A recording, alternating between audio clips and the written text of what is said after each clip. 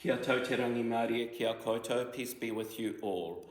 Welcome back to the Church of the Immaculate Conception here at Pakipaki for this tuition video for the prayers of the Holy Rosary, i te reo Māori in the Māori language.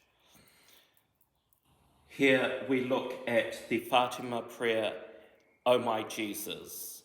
O my Jesus, forgive us our sins, save us from the fires of hell, lead all souls to heaven, especially those most in need of thy mercy.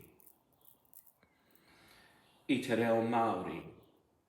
HÄHU, whakakahoretia o mātou hara, whakaorangia mātou i te kapura o te iweri, Arahina ngā Wairua katoa ki te rangi, otirā ngā Wairua e tika ana kia tino atawhaitia.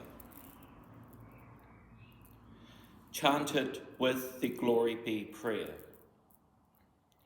KORŌRIA ki te mātua me te Tamaiti me te Wairua Tapu, me te timatanga no kia pērā hoki āianei, a kia pērā kia i ngā tau mutunga KORŌRIA Āmene.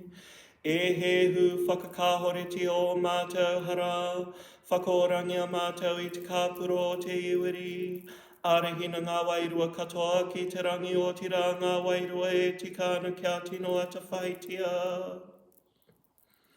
And again. KORŌRIA ki te mātua me te Tamaiti me te Wairua Tapu, me te timatanga no kia pērā hoki āianei, a kia pērā kia i ngā tau mutunga KORŌRIA Āmene. Hehu whakakahoretia o mātou hara, whakaorangia mātou i te kapura o te iweri, Arahina ngā Wairua katoa ki te rangi otirā ngā Wairua e tika ana kia tino atawhaitia. Kia tau te rangi Māori, kia koutou, peace be with you all.